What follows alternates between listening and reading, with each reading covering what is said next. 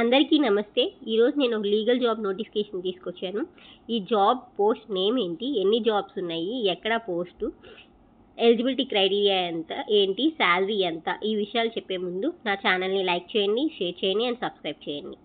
Post name వచ్చేసరికి లా researcher అండి. And ఎన్ని పోస్టులు ఉన్నాయంటే 3 పోస్టులు అండి. జాబ్ ఎక్కడంటే న్యూఢిల్లీ.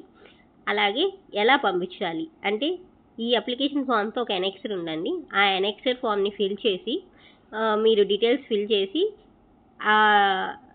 అడ్రస్ ఉందండి, ఇదిగోండి ఎక్కడ కోర్టు, ఆ డీటెయిల్స్ ఫిల్ చేసి 10 నుంచి 5 దాకా కోర్టు ఓపెన్లో ఉంటుంది. మీరు వెళ్ళి అక్కడ అప్లికేషన్ ఫామ్ని సబ్మిట్ చేసి దానికి కావాల్సిన డాక్యుమెంట్స్ని సబ్మిట్ చేసి రండి. అలాగే పోస్ట్ ఎలిజిబిలిటీ క్రైటీరియా ఏంటి, పోస్ట్ ఎలిజిబిలిటీ క్రైటీరియా ఏంటంటే ఎవరైతే గ్రాడ్యుయేట్స్, లా గ్రాడ్యుయేట్స్, 3 years గ్రాడ్యుయేట్స్ అయినా 5 years గ్రాడ్యుయేట్స్ అయినా చదువుకున్న వాళ్ళు 55% కన్నా ఎక్కువ అబోవ్ మార్క్స్ వచ్చిన వాళ్ళు అప్లై చేయొచ్చండి. అలాగే వాళ్ళకి కంప్యూటర్ నాలెడ్జ్ ఉండాలి. వాళ్ళు మెయిన్ ప్రయారిటీ ఇచ్చే వాళ్ళు ఎవరంటే LLM ఎవరైతే కంప్లీట్ చేస్తారో వాళ్ళు ఎక్కువ ప్రయారిటీ ఇస్తారు. ఏజ్ వచ్చేసరికి 32 years బిలో ఉండాలండి, 32 years బిలో ఉండాలి. అలాగే శాలరీ వచ్చేసరికి 50,000 అండి, శాలరీ వచ్చేసరికి 50,000. అలాగే మీకు ఎక్స్పీరియన్స్ సర్టిఫికేట్ కూడా ఇస్తారండి. మీకు శాలరీతో పాటు ఎక్స్పీరియన్స్ సర్టిఫికేట్ కూడా ఇస్తారు.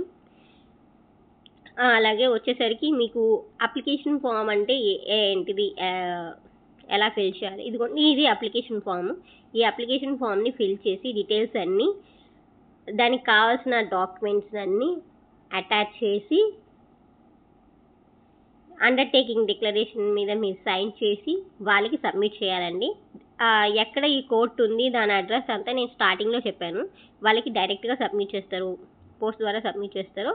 మీ అవైలబిలిటీ బేస్ చేసుకొని సబ్మిట్ చేయండి. ఇలాగే ఇంకా మీకు లీగల్ నోటిఫికేషన్స్ కావాలంటే నా ఛానల్ని లైక్ చేయండి, షేర్ చేయండి, సబ్స్క్రైబ్ చేయండి. Thank you so much.